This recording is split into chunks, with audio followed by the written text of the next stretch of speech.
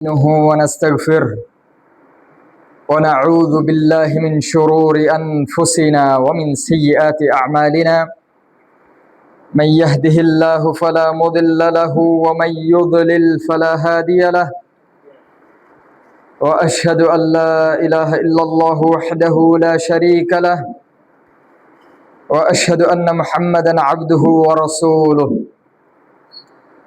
أما بعد فإن أصدق الحديث كتاب الله وخير الهدى هدى محمد صلى الله عليه وسلم وشر الأمور محدثاتها وكل محدثة بدعة وكل بدعة ضلالة وكل ضلالة في النار فيا عباد الله وحدوا الله تبارك وتعالى فإن التوحيد رأس الطاعات واتقوا الله في السر والعلن أوصي نفسي أولا وإياكم بتقوى الله جل وعلا عباد الله قال الله تبارك وتعالى يا أيها الذين آمنوا اتقوا الله حق تقاته ولا تموتن إلا وأنتم مسلمون يا أيها الذين آمنوا اتقوا الله وقولوا قولا سديدا يصلح لكم أعمالكم ويغفر لكم ذنوبكم ومن يطع الله ورسوله فقد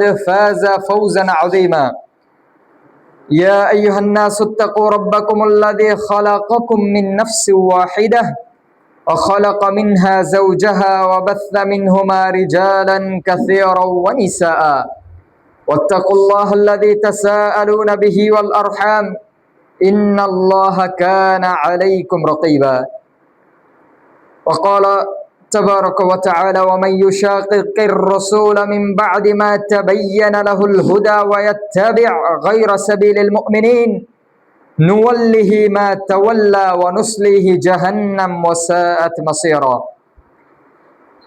وقول الرسول صلى الله عليه وسلم عليكم بسنتي وسنة الخلفاء الراشدين المهديين من بعدي تمسكوا بها وعضوا عليها بالنواجذ وإياكم ومحدثات الأمور فإن كل محدثة بدعة وكل بدعة ضلالة সর্বাগ্রে প্রশংসা জ্ঞাপন করছি আল্লাহ রাব্বুল আলামিনের জন্য যে মহান প্রতিপালক আমাদের সৃষ্টিকর্তা আমাদের রিজিক দাতা হায়াত ও মৌতের মালিক যে মহান প্রতিপালক আমাদেরকে সর্বশ্রেষ্ঠ দিন সর্বশ্রেষ্ঠ ধর্ম দিয়ে আমাদেরকে সম্মানিত করেছেন যে মহান প্রতিপালক আমাদেরকে সর্বশ্রেষ্ঠ সর্বশেষ নবীর উম্মত হিসেবে কবুল করেছেন সেই মহান প্রতিপালকের দরবারে শুকরিয়া জ্ঞাপন করছি আলহামদুলিল্লাহ আলহামদুলিল্লাহ দরুদ ও সালাম বর্ষিত হোক মানবতার মুক্তির দিশারি সর্বযুগের সর্বশ্রেষ্ঠ মহামানবের প্রতি যার দেখানো পথ ও পদ্ধতি অনুসরণেই রয়েছে ইহলৌকিন ও পরলৌকিন সফলতা যেই নবীর আদর্শ অনুসরণ এবং অনুকরণ ছাড়া মানুষ ইহলৌকিক এবং পারলৌকিক সফলতা অর্জন করতে পারে না যার ইত্তিবা ছাড়া মানুষ পথভ্রষ্ট হয়ে যায় যার ইত্তিবা ছাড়া মানুষ সঠিক হিদায়াত পায় না সেই নবীর প্রতি দরুদ ও সালাম সকলেই বলি সাল্লাল্লাহু আলাইহি ওয়াসাল্লাম। সম্মানিত সমবেত সুধী, আল্লাহ রাব্বুল আলামিন বলছেন ওয়া মান ইউশাকিকির রাসূলা মিন বা'দি মা তাবায়্যানা লাহুল হুদা ওয়া ইয়াত্তাবি' গায়রা সাবিলিল মুমিনিন নুওয়াল্লিহি মা তাওয়াল্লা ওয়া নুসলিহি জাহান্নাম ওয়া সাআত মাসীরা।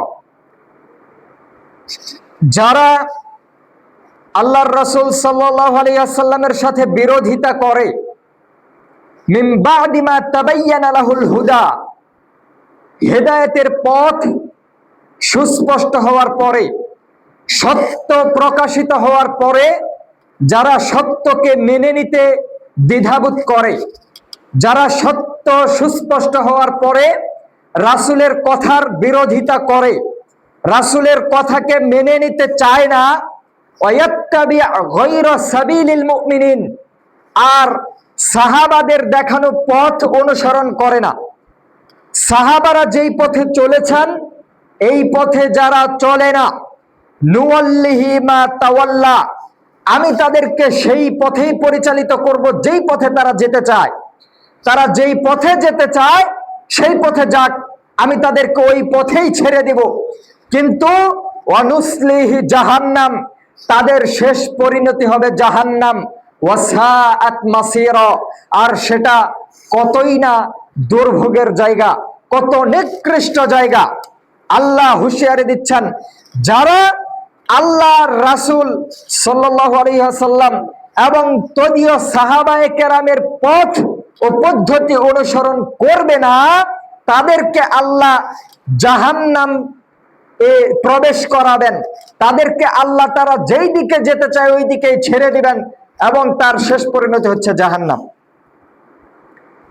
সম্মানিত সমবেত মুসল্লিবৃন্দ, আল্লাহর রাসূল সাল্লাল্লাহু আলাইহি ওয়াসাল্লাম বলছেন,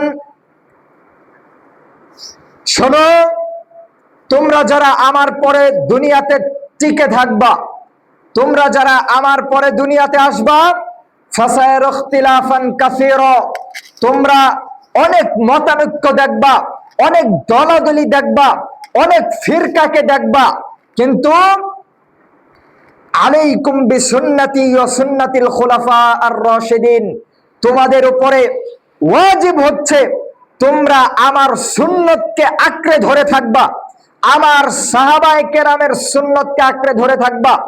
আলাইকুম বিসুন্নতি, তোমাদের উপরে অপরিহার্য হচ্ছে আমার সুন্নাত আঁকড়ে ধরা। ওয়া সুন্নাতিল খুলাফা আর রাশিদিন আল মাহদিয়িন, আর খুলাফায়ে রাশিদিনের সুন্নাতকে আঁকড়ে ধরা।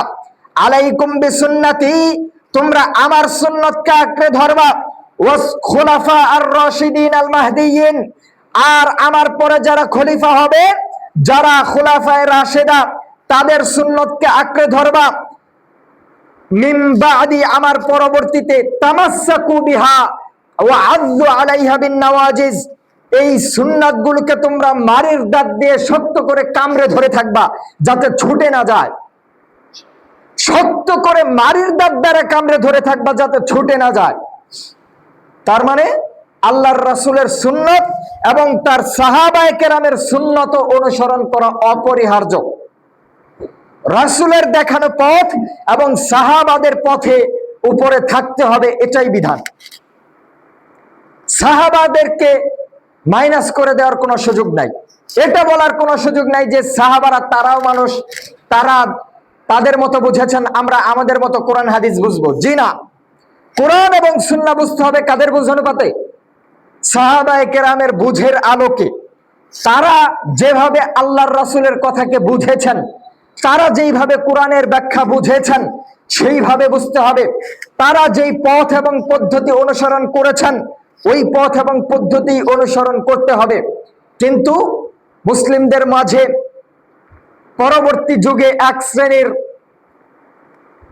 মানুষ বের হয়েছে যারা সাহাবাদেরকে উপেক্ষা করে চলে গেছে, যারা মনে করেছে সাহাবাদের কথা গ্রহণযোগ্য না, যারা মনে করেছে যে সাহাবারা যা করেছে সেইগুলা আমাদের করতে হবে না, আমরা নিজেদের মতো কোরআন হাদিস বুঝলেও চলবে। এদের মধ্যে একটা শ্রেণী বর্তমান যুগেও আছে, মুনকিরিনে হাদিস, যারা নিজেদেরকে আহলে কোরআন বলে, হাদিস অস্বীকারী। এরা মনে করে আল্লাহর রাসূলের হাদিসেরও দরকার নাই, সাহাবাদের বুঝেরও দরকার নাই, শুধু কোরআন মানবো। আরেক শ্রেণীর মানুষ যারা হাদিস মানে কিন্তু সব হাদিস আবার মানে না, হাদিস মানলেও সাহাবাদেরকে মানে না, সাহাবাদেরকে গালিগালাজ করে, এরা হচ্ছে শিয়া। আজকের এই সংক্ষিপ্ত জুমায় শিয়াদের ভ্রান্ত আকীদা নিয়ে আপনাদের সামনে আলোকপাত করব ইনশাআল্লাহ। বাংলাদেশের অধিকাংশ মানুষ শিয়াদের দ্বারা প্রভাবিত, অধিকাংশ মানুষ শিয়া প্রেমী, অধিকাংশ মানুষ শিয়াদেরকে মুসলমান মনে করে, অথচ এদের আকীদা এত মারাত্মক, এত ডেঞ্জারাস, এত ভয়ঙ্কর যে তারা অনেক আগে ইসলাম থেকে বের হয়ে গেছে, কাফের হয়ে গেছে। তাদের মাঝে আর মুসলিমদের মাঝে, ইসলামের মাঝে কোনো সম্পর্ক নাই। তাদের কিতাবাদি থেকে আপনাকে তাদের আকীদাগুলো বুঝাই, শিয়াদের কুফরি আকীদাগুলো কি। এই আকীদাগুলো পোষণ করলে কোনো মানুষ মুসলিম থাকতে পারে কিনা? শিয়াদের ভয়ঙ্কর আকীদার মধ্যে একটা আকীদা হচ্ছে যে আল্লাহর রাসূল সাল্লাল্লাহু আলাইহি ওয়াসাল্লাম দুনিয়াতে ন্যায় বিচার প্রতিষ্ঠা করে যেতে পারেন নাই। নাউজুবিল্লাহ বলবেন না? রাসূলুল্লাহ সাল্লাল্লাহু আলাইহি ওয়াসাল্লাম দুনিয়াতে ন্যায় বিচার প্রতিষ্ঠা করতে পারেন নাই। ন্যায় বিচার কে প্রতিষ্ঠা করবে? দুনিয়াতে যত নবী রাসূলগণ এসেছেন, আমাদের নবী সহ কেউই দুনিয়াতে ন্যায় বিচার প্রতিষ্ঠা করতে পারেন নাই। ন্যায় বিচার কে প্রতিষ্ঠা করবে? তাদের মতে শেষ যুগে তাদের একজন ইমাম আসবে, প্রতীক্ষিত মাহাদি। তারা যে ইমামের জন্য অপেক্ষা করছে, এই ইমাম বের হয়ে আসবে, সেই ইমাম দুনিয়াতে ন্যায় বিচার প্রতিষ্ঠা করবে। তার এক পর্যন্ত কেউ ন্যায় বিচার প্রতিষ্ঠা করতে পারবে না। আমাদের নবীও ন্যায় বিচার প্রতিষ্ঠা করতে পারেন নাই। এটা হচ্ছে তাদের আকীদা। দুই, রাসূলুল্লাহ সাল্লাল্লাহু আলাইহি ওয়াসাল্লাম ইমামতের দায়িত্ব ঠিকভাবে পালন করেন নাই। আল্লাহর নবীর পরে ইমাম কে হবেন এই দায়িত্ব আল্লাহ ঘোষণা করে দিয়েছেন, কিন্তু তিনি এই দায়িত্ব উম্মাহকে বুঝিয়ে দিয়ে যান নাই। কে ইমাম হবে, কে খলিফা হবে, এটা তিনি বুঝায় দিয়ে যান নাই। এইটা হচ্ছে তাদের আকীদা। তো যেই ব্যক্তি বলবে যে আল্লাহর নবী তার দ্বীনের দায়িত্ব, রিসালাতের দায়িত্ব পালন করে নাই, সেই ব্যক্তি কি আর মুসলিম থাকার সুযোগ আছে? এটা কার কিতাব থেকে? তাদের কিতাব থেকে আপনাকে দেখাচ্ছি। কাশফুল আসরর, কয়েকদিন আগে মারা গেল খামেনি। এর আগে আরেকজন বড় খামেনি ছিল, রুহুল্লাহ খামেনি। খামেনির নিজের লেখা কিতাব কাশফুল আসররের 155 নম্বর পৃষ্ঠায় তিনি বলছেন যে আল্লাহর নবী মুহাম্মদ সাল্লাল্লাহু আলাইহি ওয়াসাল্লাম ইমামতের দায়িত্ব কে পাবে এটা বুঝায় দেন নাই। এই জন্য দুনিয়াতে আজকে বিশৃঙ্খলা সৃষ্টি হয়েছে। নবীর অবহেলার কারণে, বুঝায় না দেওয়ার কারণে দুনিয়াতে এই খিলাফত নিয়ে ফিতনা সৃষ্টি হয়েছে, মতানৈক্য সৃষ্টি হয়েছে। আল্লাহর রাসূল সাল্লাল্লাহু আলাইহি ওয়াসাল্লাম তার দায়িত্ব পালন করে যেতে পারেন নাই। খোমেনি তার কিতাবে লিখছে, 3 কিতাবুল ফুরু 2 নম্বর খণ্ডের 224 নম্বর পৃষ্ঠার মধ্যে বলছে, যেই ব্যক্তি আবু বকর, উমর, উসমান, আয়েশা, হাফসা রাদিয়াল্লাহু তাআলা আনহুকে প্রত্যেক ফরজ সালাতের পরে গালি দিবে, সেই ব্যক্তি আল্লাহর নৈকট্য অর্জন করতে পারবে। নাউজুবিল্লাহ মিন যালিক। যেই ব্যক্তি সাহাবাদেরকে গালি দিবে, তারা নাকি আল্লাহর নৈকট্য অর্জন করতে পারবে। আর এই জন্য তারা এইটাই করে, প্রত্যেক ফরজ সালাতের পরে আবু বকর, উমর, উসমান, আয়েশা, হাফসা রাদিয়াল্লাহু তাআলা আনহুম আজমাইন, এনাদের উপর লানত করে, এদেরকে গালি দেয়, আর মনে করে সাহাবাদেরকে গালি দিলে আল্লাহর নৈকট্য লাভ করা যাবে। অথচ রাসূলুল্লাহ সাল্লাল্লাহু আলাইহি ওয়াসাল্লাম বলেছেন, লা তাসুব্বু আসহাবি, আমার সাহাবাদেরকে তোমরা গালি দিও না। রাসূলুল্লাহ সাল্লাল্লাহু আলাইহি ওয়াসাল্লাম বলেছেন যে আমি যদি বন্ধু রূপে কাউকে গ্রহণ করতাম, তাইলে আমি আবু বকরকে বন্ধু বানাতাম। আল্লাহর রাসূল সাল্লাল্লাহু আলাইহি ওয়াসাল্লাম বলছেন, লাউ কানা বাদি নাবিয়্যুন লাকানা উমর, আমার পরে যদি কেউ নবী হতো তাইলে সেটা হতো উমর। আর এই খামেনি, এই শিয়া, এরা বলছে যে যেই ব্যক্তি সাহাবীদেরকে ফরজ নামাজের পরে গালি দিবে, তারা আল্লাহ রাব্বুল আলামিনের নৈকট্য লাভ করতে পারবে। বলেন নাউজুবিল্লাহ। খামেনির আরো ভয়ঙ্কর আকীদা আপনাকে শোনাই।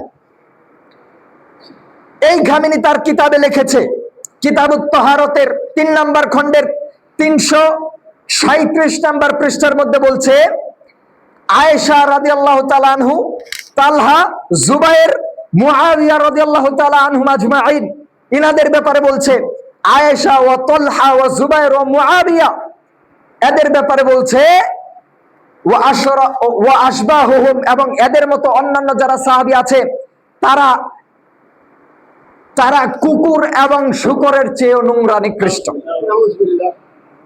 তো যেই ব্যক্তি সাহাবাদেরকে এইভাবে গালি দিবে, সেই ব্যক্তির আর মুসলিম থাকার অধিকার আছে?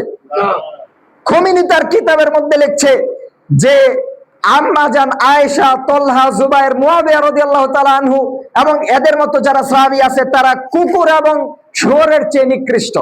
কুকুর এবং শুয়োর যতটা না অপবিত্র, তাদের চেয়ে এরা অপবিত্র। নাউজুবিল্লাহ মিন যালিক। অথচ কোরআন বলছে ওয়া আজওয়াজুহু উম্মাহাতুহুম, আল্লাহর রাসূলের স্ত্রীরা তোমাদের মা। কোরআন আমাদেরকে শেখাচ্ছে আয়েশা রাদিয়াল্লাহু তাআলা আনহা আমাদের আম্মা, আর এই নিকৃষ্ট শিয়া বলছে যে কুকুর এবং শুয়োরের চেয়েও নাকি তারা নিকৃষ্ট। কোরআন বলছে আম্মাজান আয়েশা রাদিয়াল্লাহু তাআলা আনহা আমাদের মা।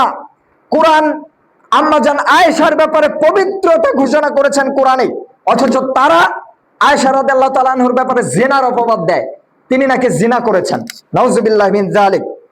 সম্মানিত সুধী, শুধু তাই না, খোমেনি তার কিতাবে বলেছে যে তাদের ইমামরা এত মর্যাদাবান, তাদের ইমামরা এত মর্যাদাবান, ওয়া ইন্না লিআইম্মাতিনা মাকামান লা ইয়াবলুগুহু মালাকুন মুকাররাবুন ওয়ালা নাবিয়্যুন মুরসাল। এতক্ষণ যেগুলা বললাম এগুলা কি করছে? রাসূলুল্লাহ সাল্লাল্লাহু আলাইহি সাল্লামের ব্যাপারে বিষোদ্গার করেছে যে তিনি তার দায়িত্ব পালন করেন নাই। সাহাবীদেরকে গালি দিয়েছে, সাহাবীদেরকে গালি দিলে নৈকট্যের কাজ, নেকির কাজ মনে করেছে। আর এখানে এসে তাদের যারা ইমাম আছে এদেরকে কতটুকু সম্মান দিচ্ছে দেখেন।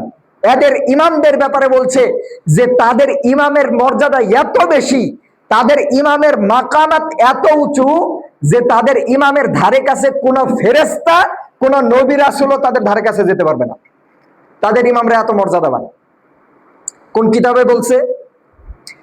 আল হুকুমাতুল ইসলামিয়ার 52 নম্বর পৃষ্ঠার মধ্যে এই কথা বলছে খামেনি, খামেনির কিতাব। সে বলছে ইন্না লিআইম্মাতিনা মাকামান, আমাদের ইমামরা এত মর্যাদাবান যার ধারে কাছে কোন নবী রাসূল, কোন ফেরেশতা পৌঁছাতে পারে না, এত মর্যাদাবান। মানে নবী রাসূলগণের চেয়ে তাদের ইমামের মর্যাদা তাদের কাছে বেশি। এই আকীদা যারা পোষণ করবে তাদের ইসলামের মধ্যে থাকার আর কোনো সুযোগ আছে? অথচ বাংলাদেশের অধিকাংশ মুসলমান শিয়াদেরকে মুসলিম ভেবে বসে আছে।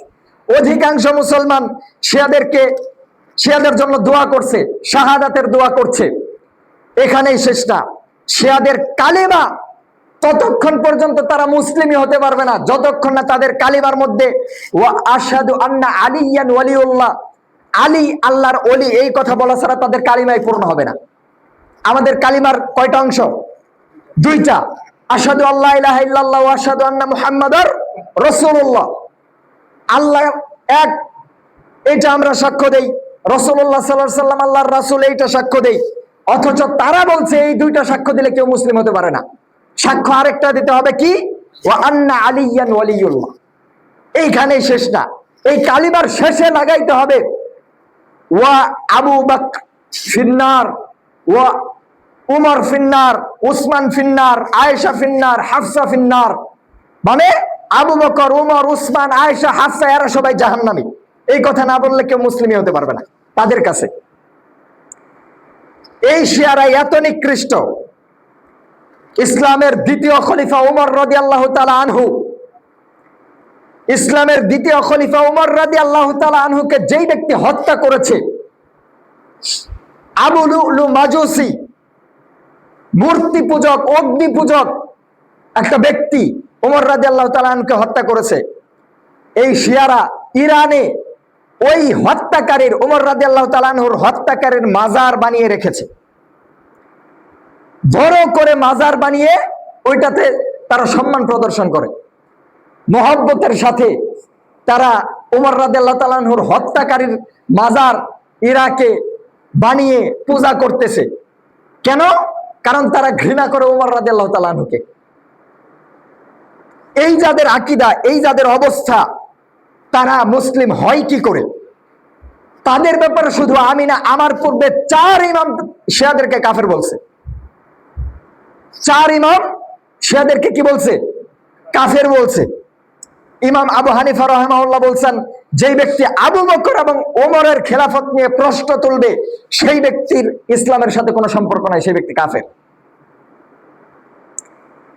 ইমাম শাফিঈ রাহিমাহুল্লাহ বলছেন, যেই ব্যক্তি রাফেজি শিয়া সাহাবাদেরকে গালি দিবে, আল্লাহর রাসূলের শাফায়াত তাদের জন্য না, তারা আল্লাহর রাসূলের শাফায়াতই পাবে না।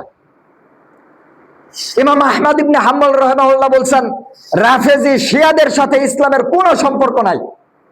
ইমাম বুখারী রাহিমাহুল্লাহ বলছেন, মা উবালি সাল্লাইতু খালফাল জাহমি ওয়ার রাওয়াফিদ আম সাল্লাইতু খালফাল ইয়াহুদ ওয়ান নাসারা।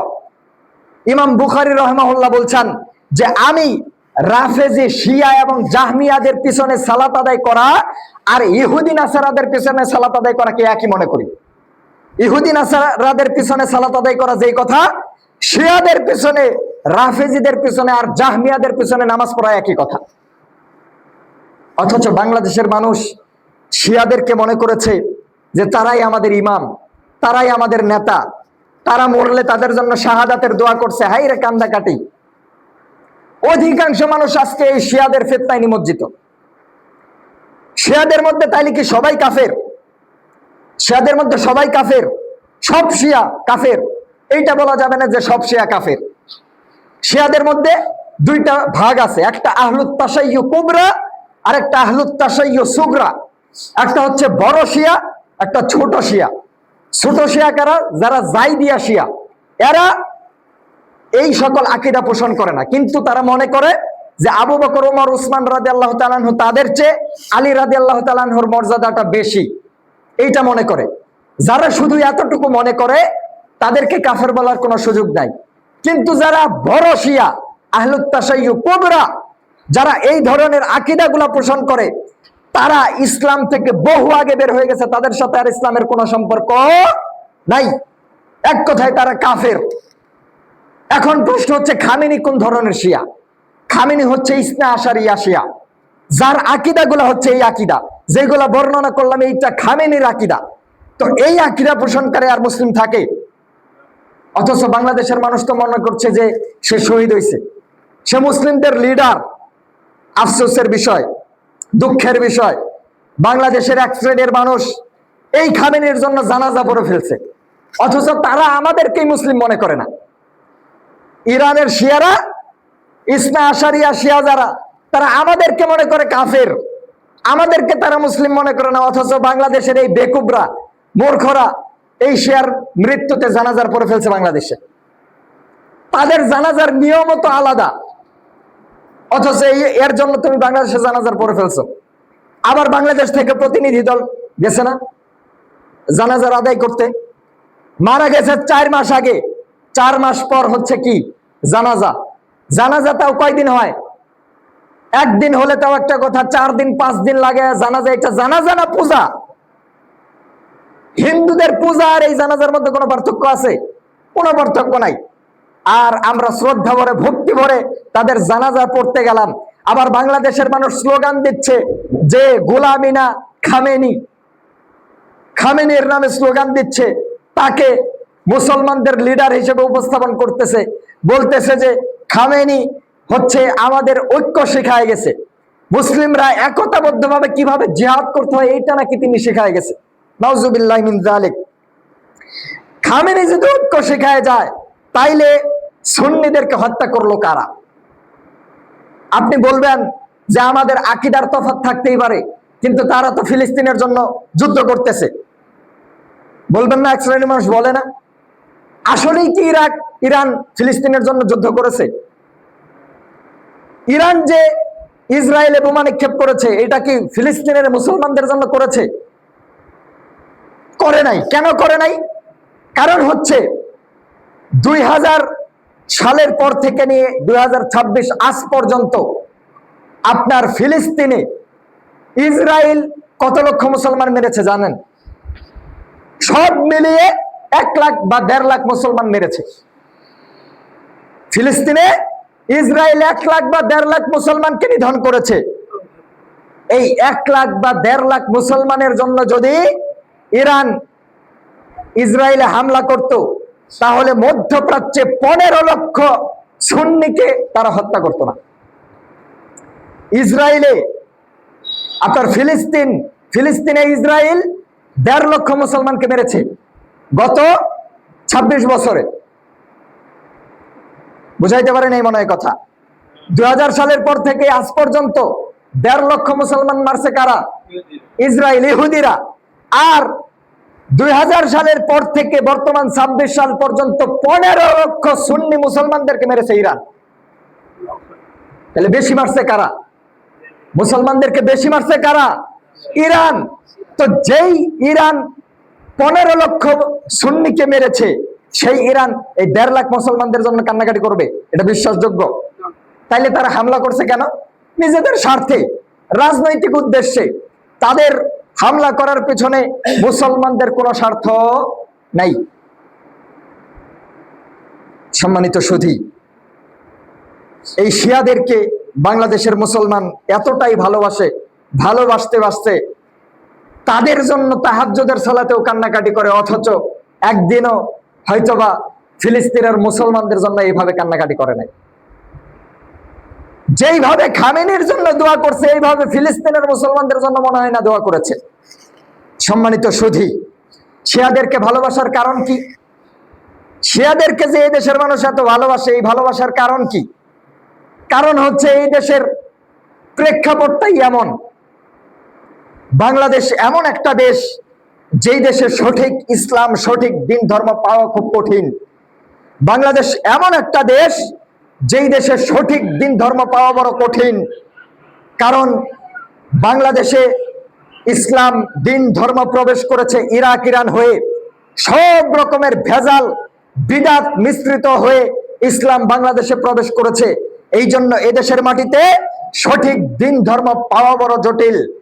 বাংলাদেশের মানুষ বিদাতে হওয়ার পিছনে, বাংলাদেশের মানুষ শিয়া হওয়ার পিছনে বড় কারণ হচ্ছে এক শ্রেণীর হুজুর, যেই হুজুররা এদেশের মানুষদেরকে আকীদা মানহাজ শিখায় নাই, এদেশের মানুষদেরকে মানহাজ শিখায় নাই, এদেশের মানুষদেরকে শিরক বিদআত কি জিনিস তা বুঝায় নাই।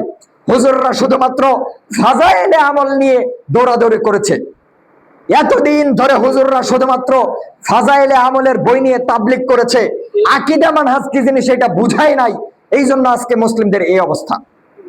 হুজুর কোনোদিন আলোচনা করলো না শিরক কি জিনিস, হুজুর কোনোদিন আলোচনা করলো না বিদাত কি জিনিস, অথচ হুজুর ফাজাইলে আমল নিয়ে দৌড়াদৌড়ি করছে। নামাজের ফজিলত, রোজার ফজিলত, ওযু ভঙ্গের কারণ শিখাচ্ছে, কিন্তু ঈমান ভঙ্গের কারণ কোনোদিন হুজুর আলোচনা করলো না। এই জন্য আজকে মুসলিমদের অধপতন। আল্লাহ রব্বুল আলামিন বলে দিচ্ছেন, আল্লাহর নবীকে বলছেন, ইয়া আইয়ুহার রাসূল, হে রাসূল, বাল্লিগ মা উনজিলা ইলাইকা মির রাব্বিক, আপনি আপনার উম্মতের মাঝে আল্লাহ আপনার প্রতি যা নাজিল করেছেন তা দ্বারা তাবলীগ করুন। বাল্লিগ মা উনজিলা ইলাইকা মির রাব্বিক, আপনি আপনার উম্মতদেরকে আল্লাহর কোরআন দিয়ে তাবলীগ করুন। আল্লাহর কোরআনে আল্লাহ যা বলেছেন তা তাদেরকে জানিয়ে দিন। আর যদি আপনি তা না করেন, ফামা বাল্লাগতা রিসালাতাহু, আপনি তার রিসালাতের দায়িত্ব পালন করলেন না। ওয়াল্লাহু ইয়াসিমুকা মিনান নাস, আর শুনুন, আপনি কি কথা বলতে ভয় পান? আপনি কি সত্য বলতে ভয় পান যে মানুষ আপনাকে আক্রমণ করবে, মানুষ আপনাকে মারবে? এইটা মনে করেন?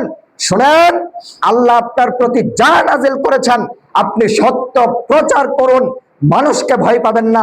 আল্লাহই আপনাকে সব মানুষ থেকে রক্ষা করবেন, শত্রুদের থেকে রক্ষা করবেন। আল্লাহ বলে দিচ্ছেন, তাবলীগ যদি করতে হয়, করতে হবে কোরআন দিয়ে। কি দিয়ে? কোরআন দিয়ে তাবলীগ করতে হবে। তাবলীগ কোনো পীরের দেখানো পদ্ধতি দিয়ে হবে না, তাবলীগ কোনো মানব রচিত গ্রন্থ দিয়ে হবে না, তাবলীগ কোনো মানুষের মতাদর্শে হবে না। তাবলীগ হবে আল্লাহর কোরআন দিয়ে, তাবলীগ হবে আল্লাহর রাসূলের সহিহ হাদিস দিয়ে। এইটাই হচ্ছে বিধান। অথচ আপনার হুজুর তাবলীগ করছে ফাজাইলে আমলের কিতাব নিয়ে। এই জন্য এই দেশের মানুষ আকীদা মানহাজ কি জিনিস বুঝে না। এই জন্য এই দেশের মানুষ শিয়াদের সাথে মিশে গেছে। এই জন্য এই দেশের মানুষ ভেজাল আকীদা নিয়ে বেড়ে উঠছে, তারা সঠিক দিন ধর্ম থেকে দূরে।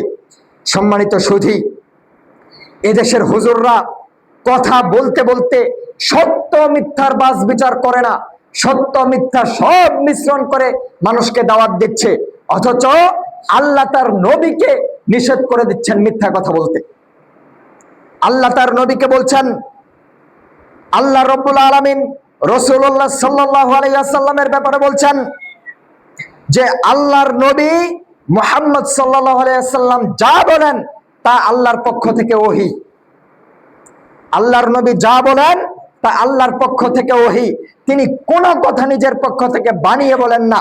আল্লাহ বলছেন, মুহাম্মদ, আপনি যদি নিজের পক্ষ থেকে বানিয়ে কোনো কথা বলেন, আপনি যদি নিজের পক্ষ থেকে বাড়িয়ে কোনো কথা বলেন, তাহলে শুনুন, আমি আপনার ডান হাতকে চেপে ধরবো, আপনার কণ্ঠনালীকে কেটে দিব। দুনিয়ার কোন মানুষ আমার হাত থেকে আপনাকে রক্ষা করতে পারবে না। এই কথা আল্লাহ তার নবীকে বলছেন। আল্লাহ তার নবীকে বলছেন, আপনি যদি মিথ্যা কথা বলেন, আপনার কণ্ঠনালী আমি কেটে দিব। দুনিয়ার কোন মানুষ আপনাকে আমার কাছ থেকে বাঁচাতে পারবে না।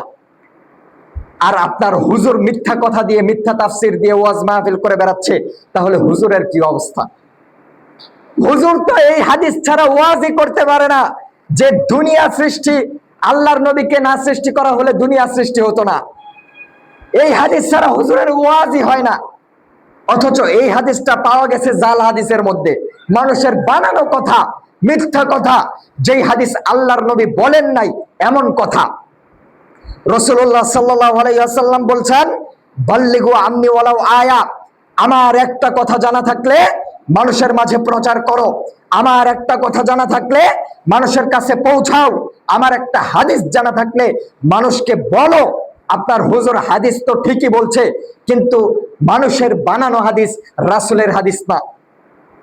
আল্লাহর রাসূল সাল্লাল্লাহু আলাইহি ওয়াসাল্লাম বলে দিচ্ছেন, মান কাযাবা আলাইয়া মুতাআম্মিদান, শোনো, আমার একটা কথা থাকলে মানুষকে জানিয়ে দাও, কিন্তু মান কাযাবা আলাইয়া মুতাআম্মিদান, যেই ব্যক্তি ইচ্ছাকৃতভাবে আমার নামে মিথ্যা কথা বলবে, যেই কথা আমি বলি নাই এমন কথা মানুষের কাছে বলবে, যেই কথা আমি বলি নাই এমন কথা দিয়ে মানুষকে বলবে এটা রাসূলের হাদিস, ফালইয়াতাবাওয়া মাকআদাহু মিনান নার, সেই ব্যক্তি তার থাকার জায়গা জাহান্নামে করে নিল। তাহলে আপনার হুজুরের কি অবস্থা? হুজুর তো খুব মজা করে ওয়াজের মাহফিলে বলে বেড়াচ্ছে, দুনিয়া সৃষ্টি হতো না যদি নবীকে সৃষ্টি করা না হতো। অথচ এই কথা আল্লাহর নবীর কথাই না, এটা আল্লাহ তার কোরআনে বলেন নাই, নবী তার হাদিসে বলেন নাই সাল্লাল্লাহু আলাইহি ওয়াসাল্লাম। আসলো থেকে হুজুর নিজের মন মতো হাদিস তৈরি করেছে, বানিয়েছে মানুষকে খুশি করার জন্য। সম্মানিত সুধী, এই দেশ বড় আজীব দেশ। এই দেশে সঠিক দিন ধর্ম পাওয়া বড় কঠিন। এই দেশে যদি আমরা সহি হাদিসের, সহি কোরআনের কথা বলতে যাই, আমাদের মসজিদ আলাদা করে দিতে বলা হয়। যদি আমরা কোরআনের কথা বলতে যাই, যদি আমরা আল্লাহর রাসূলের হাদিসের কথা বলতে যাই, আমাদেরকে বলে ইহুদিদের দালাল, আমাদেরকে বলে মসজিদ আলাদা করো, আমাদের মসজিদে ঢোকা যাবে না। আমরা যদি সহিহ হাদিসের কথা বলি, যদি আল্লাহর নবীর সুন্নাত মানি, আমাদেরকে মসজিদ থেকে বের করে দেয়, বলে আলাদা গিয়ে নামাজ পড়ো। অথচ তাদের মসজিদে সুদখোরও নামাজ পড়তে আসে, তাদের মসজিদে ঘুষখোরও যায়, তাদের মসজিদে যে সারা সপ্তাহ নামাজ পড়ে না, শুক্রবারে সে একদিন আসে, তাকে কিছু বলে না, তাকে একদিনও বের করে দেয় না। যেই ব্যক্তি নগ্ন হয়ে রাস্তাঘাটে চলাফেরা করে, অশ্লীলতা করে চলাফেরা করে, রাস্তাঘাটে আপনার গান বাজনা বাজিয়ে চলে, মুরব্বীদের সামনে ওপেন, সবার সামনে সিগারেট ফুকে ফুকে যাচ্ছে, তাকে কোনোদিন বলে না যে মসজিদে আসতে পারবে না। আর আল্লাহর রাসূলের হাদিস মানলে, সুন্নাতের উপরে আমল করলে আমাদেরকে বলে আপনারা নাকি ইহুদির দালাল, তখন বলে মসজিদ আলাদা করো। এই হচ্ছে সমাজের অবস্থা। আমাদেরকে দূর দূর থেকে বলে যে আহলে হাদিসের কাছে যাওয়া যাবে না, আহলে হাদিসের কাছে যাও না, আহলে হাদিসদের কাছে গেলে গোমরা হয়ে যাবা, আহলে হাদিসদের কাছে যাও না, আহলে হাদিসদের কাছে গেলে জালিয়াতের কবলে পড়বা। কেন? কারণ আহলে হাদিসের হাতে আল্লাহর কোরআন আর আল্লাহর রাসূলের সহিহ হাদিস ছাড়া কোনো পীরের তন্ত্রমন্ত্র চলে না। আহলে হাদিসরা কোনো ব্যক্তির অনুসরণ করে না। আহলে হাদিসদের কাছে আসলে সিন্নি খাওয়া যাবে না, জিলাপি খাওয়া যাবে না, আহলে হাদিসের কাছে আসলে চল্লিশা করা যাবে না, আহলে হাদিসের কাছে আসলে পীর মুরিদ আর থাকবে না, আহলে হাদিসের কাছে আসলে মাজার ব্যবসা বন্ধ হয়ে যাবে, আহলে হাদিসের কাছে আসলে কবর ব্যবসা বন্ধ হয়ে যাবে। এই জন্য দূর দূর থেকে নিষেধ করে দেয়, আহলে হাদিসের কাছে যাওয়া যাবে না। কেন আহলে হাদিসের কাছে যাওয়া যাবে না? কারণ আহলে হাদিস के हाथों में अल्लाह की कुरान और नबी मोहम्मद मुस्तफ़ा सल्लल्लाहु अलैहि वसल्लम की सुन्नत की सिवा तीसरी कोई चीज नहीं है। আহলে হাদিসের কাছে আল্লাহর কথা, আল্লাহর নবীর কথা ছাড়া অন্য কোন মানুষের তন্ত্র মন্ত্রর ধার ধারে না। আহলে হাদিসের কাছে অন্য কোন পীরের দেখানো আমল চলে না। এই জন্য আহলে হাদিসের কাছে যাওয়া যাবে না। সম্মানিত দিনী ভাই, বড় আজীব বিষয়, শিয়াদের বিরুদ্ধে যখন বলা শুরু করলাম, এই দেশের মানুষরা আমাদেরকে বললো আমরা নাকি ইহুদির দালাল, এই জন্য শিয়াদেরকে কাফের বলি। আমরা যখন বললাম খোমেনির কিতাব থেকে দেখাইলাম যে তার কুফরি আকীদা আছে, খোমেনির কিতাব থেকে প্রমাণ করলাম যে খোমেনি কাফের, ইসলামের সাথে তার সম্পর্ক নাই, তখন এই দেশের মানুষ আমাদেরকে বললো আমরা ইহুদির দালাল। আবার যখন আমরা ইহুদি খ্রিস্টানদের বিরুদ্ধে বলা শুরু করলাম, যখন বললাম যে ইহুদির জার্সি গায়ে দেওয়া যাবে না, যখন বললাম নাসারাদের জার্সি পরা যাবে না, ইহুদি খ্রিস্টানদের খেলা দেখা যাবে না, ইহুদিদেরকে সাপোর্ট করা যাবে না, তখন আবার এরা বলছে যে খেলাধুলার সাথে ধর্মকে টানবেন না। বড় আজীব কথা, আশ্চর্য দেশ আর আশ্চর্য মানুষ। ভ্রান্ত আকীদার খণ্ডন করতে গেলে বলে ইহুদির দালাল, ইহুদি খ্রিস্টানদের বিরুদ্ধে বললে বলে যে এইটার সাথে আপনার দিন ধর্মকে টেনে আনা যাবে না। আবার আরেক শ্রেণীর মানুষ আছে ইহুদি খ্রিস্টানদের বিরুদ্ধে বলছে, তাও বলতেছে ইহুদির দালাল। মানে জেনেও বলে, না জেনেও বলে, বুঝেও বলে, না বুঝেও বলে, এমনিতেই বলে ইহুদির দালাল। অটো গালি হয়ে গেছে, অটো গালি। আহলে হাদিস দেখলেই বলে ইহুদির দালাল, ইহুদিদের বিরুদ্ধে বললেও বলে ইহুদির দালাল। আজকে এক শ্রেণীর যুবক যুবতী এই খেলা পেয়ে, বিশ্বকাপ পেয়ে কি না করতেছে।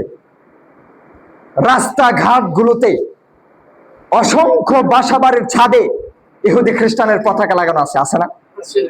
ইহুদিদেরকে এদেরকে বলে যে আমরা মন থেকে ভালোবাসি না, বলে যে আমরা শুধুমাত্র বিনোদনের জন্য খেলা দেখি, এদেরকে তো অন্তর থেকে সাপোর্ট করি না। অথচ এই কয়েকদিনের মধ্যে দেখা গেল কয়েকটা ছেলের ব্যাপারে দেখলাম যে তারা তাদের দল জিততে পারে নাই দেখে আত্মহত্যা করেছে। অন্তর থেকে যদি ইহুদি খ্রিস্টানদের প্রতি ভালোবাসা নাই থাকতো, মানুষ আত্মহত্যা এমনিতেই করে না। আবার অনেক মানুষ এমন দেখলাম যারা এই খেলাগুলো দেখার জন্য এদেরকে সাপোর্ট করতে গিয়ে বলতেছে আল্লাহর কাছে চাচ্ছে যে আল্লাহ দুনিয়াতে আর কিছু চাই না, জীবনে আর কিছু চাই না, শুধুমাত্র আমার পছন্দের দলটাকে জিতিয়ে দাও, এইটাই শেষ চাওয়া।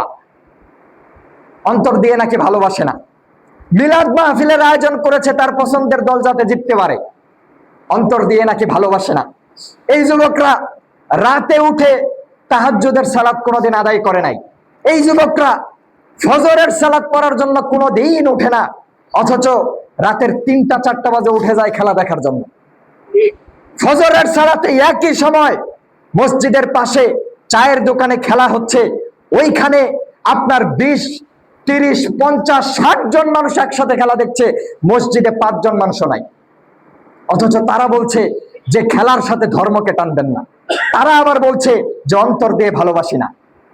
এরা খেলা দেখতে গিয়ে, খেলার মধ্যে ডুবে থাকতে গিয়ে আল্লাহকে ভুলে গেছে, আবার বলছে যে অন্তর দিয়ে ভালোবাসি না। অন্তর দিয়ে যদি ভালোবাসা নাই থাকতো ৪টা বাজে উঠে তুমি খেলা দেখতে যেতে পারো না। অন্তর দিয়ে যদি ভালোবাসা নাই থাকে ৪টা বাজে উঠে তুমি ফজরের সালাত অন্তত আদায় করতা, মনে করতা যে কোনোদিন উঠি না, আজকে যেহেতু উঠেছে আগে ফজরের নামাজটা পড়ি। কিন্তু তুমি ফজরের নামাজের ধার নাই, খেলা ঠিকই দেখেছো, খেলা দেখে আবার ৭টা ৮টার দিকে ঘুমিয়ে গেছো, ১২টা ১টার দিকে আবার ঘুম থেকে উঠেছো। এই হচ্ছে তোমার চরিত্র। তুমি মুসলিম, তুমি দাবি করো তুমি মুসলিম, আবার বলো তুমি তাদেরকে অন্তর থেকে ভালোবাসো না। আমি কোনটা গ্রহণ করব? তোমার বাহ্যিক বেশভূষা দেখে, বাহ্যিক আচরণ দেখে তো মনে হচ্ছে তুমি ইহুদি খ্রিস্টানদের গোলামে পরিণত হয়েছো। ইহুদি খ্রিস্টানদের গোলামি করার জন্য এই জাতি এত অধঃপতনে নেমেছে। ভার্সিটি গুলাতে সকলে মিলে একসাথে খেলা দেখার জন্য আয়োজন করেছে, প্রজেক্টর লাগিয়ে খেলা দেখে। কোন মিডল ইস্ট, কোন পশ্চিমা ভার্সিটিতে গিয়ে আপনি দেখবেন না এইরকম আয়োজন করে খেলা দেখতেছে।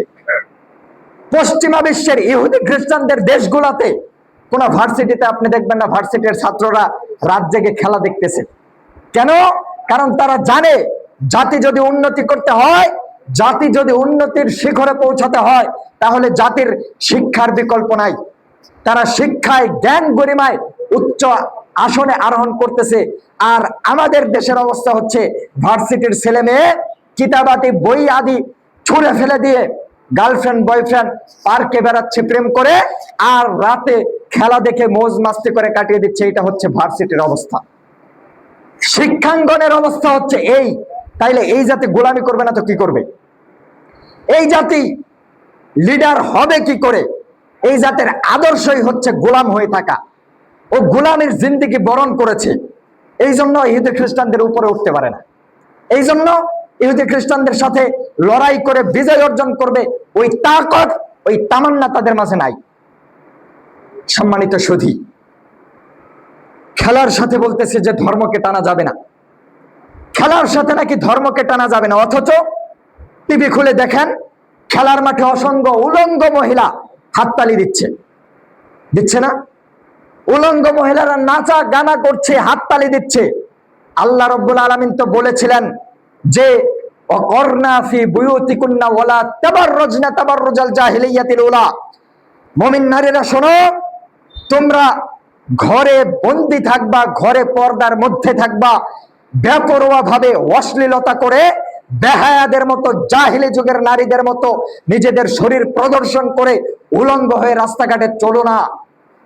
এটা আল্লাহ মুমিন নারীদের জন্য বিধান দিয়েছেন, অথচ মহিলারা উলঙ্গ হয়ে ওই খেলার মাঠে নাচানাচি করছে, হাততালি দিচ্ছে। তো ওইটা তো দিনের বিষয়, এটা তো ধর্ম। খেলার মধ্যে যদি ধর্মকে না টানি, এটা তো ধর্মের বিষয়, ধর্মের বিষয় তো খেলার মধ্যে চলে এসেছে। খেলার মধ্যে অশ্লীলতা, জুয়া, আল্লাহ রাব্বুল আলামিন জুয়াকে হারাম করেছেন। এই খেলা নিয়ে কত জুয়া চলছে, আনাচে কানাচে আপনার দোকান পাটগুলোতে বাজি ধরা, জুয়া খেলার অভাব নাই। খেলাগুলোর মধ্যে আত্মহত্যার মতো, প্রাণহানির মতো জঘন্য রকমের ঘটনা খেলা কেন্দ্রিক হচ্ছে। খেলাকে নিয়ে আল্লাহর কাছে দোয়া করছে, আল্লাহ আমার পছন্দের দল যাতে জিতে। এর চেয়ে বেকুব বেহায়া জাতি আর কি হতে পারে? কার কাছে কি বলতে হয়, কখন কি বলতে হয় তাও জানে না। কি একজন চুরি করতে গেছে, সেই সময় যদি বলে আল্লাহ সহি সালামতে যাতে ফিরে আসতে পারি, ভালো করে চুরি করার তৌফিক দিও, এই দোয়া সাজে? এই দোয়া করা যেই কথা, ইহুদিদের জন্য দোয়া করাতে একই কথা, বরং আরো মারাত্মক। বিধর্মীর জন্য আপনি দোয়া করছেন আল্লাহর কাছে, আপনার জীবনের আর কোনো ইচ্ছা নাই, চাওয়া পাওয়া নাই। আল্লাহ বলতেছেন তোমাকে সৃষ্টি করেছে আমার ইবাদতের জন্য, আর আপনি বলতেছেন আমার জীবনের চাওয়া পাওয়া কিচ্ছু নাই, জীবনের চাওয়া পাওয়া হচ্ছে আমার দল যাতে জিতে। আশ্চর্য জাতি।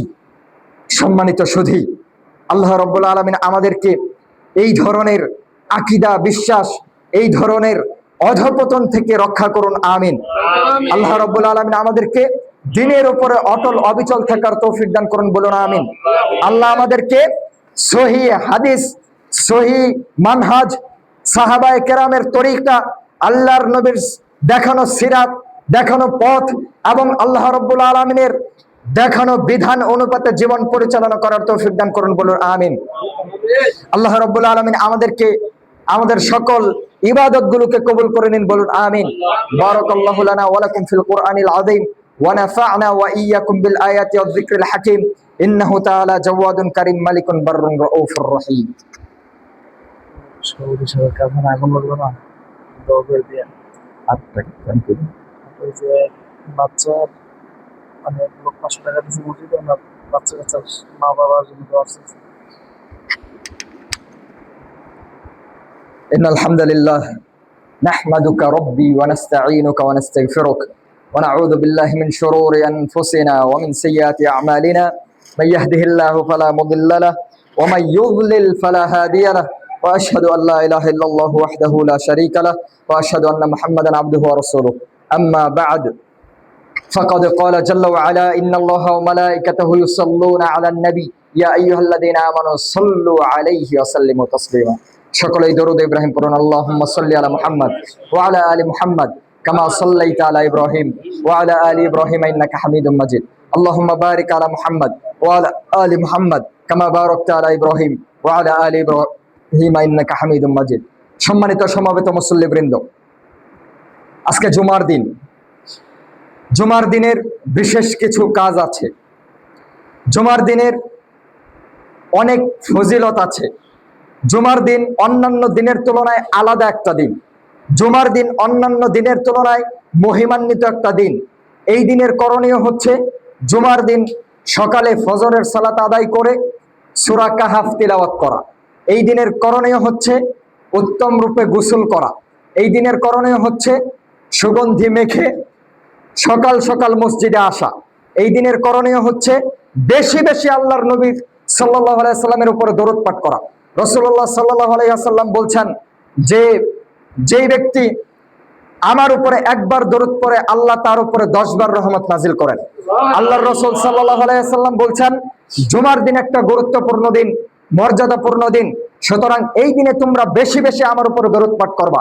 এই দিনে দরুদ পাঠ করলে এটা আমার কাছে পৌঁছানো হয়। জুমার দিনের করণীয় হচ্ছে আগে আগে মসজিদে আসা।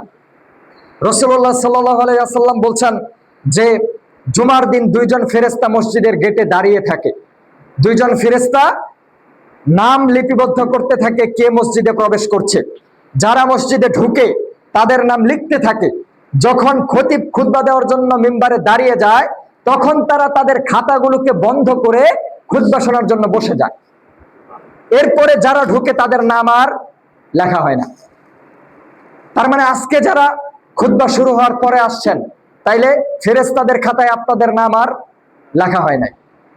এই খাতা নিয়ে ফেরেশতারা বিকালে আল্লাহর কাছে যাবে, যে দেখাবে যে জুমার সালাতে কে কে এসেছে।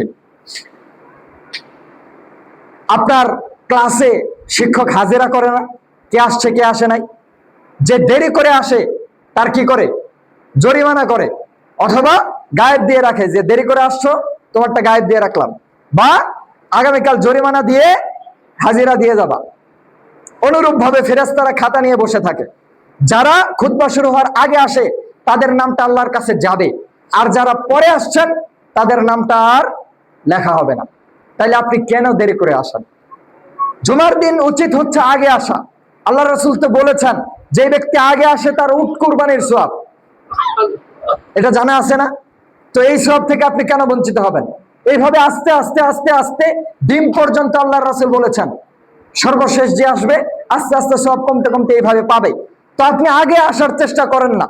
উট কুরবানির সওয়াব যদি আপনি শুধুমাত্র আগে এসেই পেয়ে যান অন্য কোনো কষ্ট করা ছাড়া, তাইলে আপনার আগে আসতে সমস্যা কোথায়? আর জুমার দিন আপনার কিসের এত ব্যস্ততা? সপ্তাহের একটা মাত্র দিন, ইবাদতের দিন, এই দিন আপনার কেন এত ব্যস্ততা? আল্লাহ রাব্বুল আলামিন আপনাকে ইবাদতের জন্য সৃষ্টি করেছেন। আল্লাহ তো আপনার রিজিক দাতা, তিনিই তো আপনাকে খাওয়ান, আপনাকে পড়ান, তিনি আপনার হায়াত ও মৌতের মালিক। তো আল্লাহ আপনাকে সুস্থ করেন, রোগ ব্যাধি দেন তিনি, ভালো করেন তিনি। তো ওই আল্লাহর জন্য আপনার একটু সময় নাই? আল্লাহ আপনাকে সৃষ্টি করে দুনিয়াতে পাঠালেন তার ইবাদতের জন্য, অথচ আল্লাহর ইবাদতের জন্য আপনার একটু সময় হয় না, আপনি আগে আসতে পারেন না। আপনি কেন দেরি করে আসেন? পরে কেন আসবেন? একটু আগে আগে আসার চেষ্টা করেন। আল্লাহ রাসূল যেখানে বলছেন যে আপনার নামটা আর আল্লাহর কাছে যাবে না, তাইলে আপনি কেন এই সব থেকে বঞ্চিত হবেন? একটু আগে আসার চেষ্টা করেন। জুমার সালাতে আসার পরে মসজিদে বসার পরে আদব হচ্ছে খতিবের কথা মনোযোগ সহকারে শোনা। এটা ইবাদতের অংশ। জোহরের সালাত 4 রাকাতের জায়গায় 2 রাকাত কমিয়ে দিয়ে 2 রাকাত খুতবার জন্য দেওয়া হয়েছে। এইটা ইবাদতের অংশ। এখানে আপনি মনোযোগ সহকারে খুতবা শুনবেন, এইটাও একটা ইবাদত। এইখানে গল্প গুজব করা যাবে না, এখানে বিশৃঙ্খলা করা যাবে না। অনেকে দেখা যায় যে গল্প গুজব করে, একজন আরেকজনের সাথে কথা বলি, প্রয়োজনে হোক আর বিনা প্রয়োজনে হোক, মানে দুনিয়াবি প্রয়োজনে কথা বলা যাবে না। অন্যজনকে যে আপনি নিষেধ করবেন মুখ দিয়ে যে কথা বলো না, এটাও নিষেধ। আপনি আরেকজনকে বলতে পারবেন না যে আপনি কথা বললেন না, এইটাও নিষেধ। এইটা যদি বলেন আরেকটা কথা হলো। এই জন্য ইশারা দিয়ে দেখাতে হবে যে কথা বলো না, কিন্তু আওয়াজ করা যাবে না, কথা বলা যাবে না। একজন আরেকজনের সাথে কথা বলার কোনো সুযোগ নাই, এটা আদবের খিলাফ। সম্মানিত সুধী, আল্লাহ রাব্বুল আলামিন আমাদেরকে বুঝার তৌফিক দান করুন, আমিন। আমরা আল্লাহ রাব্বুল আলামিনের কাছে দোয়া করছি আল্লাহ রাব্বুল আলামিন যাতে আমাদের সকল গুনাহ খাতাকে মাফ করে দেন। আমাদের মধ্যে যারা সুস্থ তাদেরকে তিনি যাতে সুস্থ করে দেন, আমাদের মধ্যে যারা অসুস্থ তাদেরকে যাতে সুস্থ করে দেন, যারা সুস্থ আছে তাদেরকে সুস্থ থাকার তৌফিক দান করেন। আমরা ইতিমধ্যে অবগত হয়েছি মসজিদের সভাপতি সাহেব তার ফ্যাক্টরিতে, কারখানায় আগুন লেগে ক্ষতিগ্রস্ত হয়েছে। আমরা দোয়া করি আল্লাহ রাব্বুল আলামিন তার বিপদ আপদ বালা মুসিবত দূর করে দিন। আমাদের মধ্যে যারা আমরা বালা মুসিবত গ্রস্ত, আল্লাহ তুমি আমাদের বালা মুসিবত গুলোকেও দূর করে দাও। এক ভাই মসজিদের উদ্দেশ্যে দান করেছেন এবং তিনি তার পরিবারের জন্য দোয়া চেয়েছেন। আমরা দোয়া করছি আল্লাহ রাব্বুল আলামিন তার পরিবারে বারাকা নাজিল করুক। আমরা দোয়া করি আল্লাহ রাব্বুল আলামিন তাকে সহ আমাদের সকলের গুনাহ খাতাগুলোকে মাফ করে দিন, আমাদের সকলের পরিবারের বালা মুসিবত দূর করে দিন। আমরা যারা বেঁচে আছি তাদেরকে আল্লাহ রাব্বুল আলামিন হায়াতে তৈয়্যিবা দান করুক। আমাদের মধ্যে যারা দুনিয়া থেকে বিদায় নিয়ে চলে গেছে